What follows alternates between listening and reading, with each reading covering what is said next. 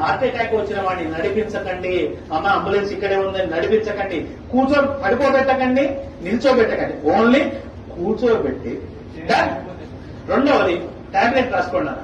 First తీసుకోవాల్సిన tablet పేరు ఏంటంటే tablet Disprin.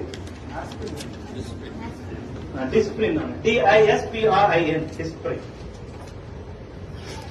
It makes the blood diluted. ఇది రక్తాన్ని పల్చగా చేస్తుంది. ఇది ఏం చేస్తుందన్నా రక్తాన్ని పల్చగా చేస్తుంది. సరే ఎక్కువ స్పీడ్ ఆ స్పీడ్ ఎప్పుడైనా సరే 3 ఒకటే కానీ ఇమీడియట్లీ వాడాల్సింది Disprin. Dispersible aspirin tablet. Immediate గా పనిచేయాలంటే డిస్ప్రిన్ వాడాలి. 12 గంటల టైం తీసుకోవాలంటే ఎకోస్ప్రిన్ వాడాలి.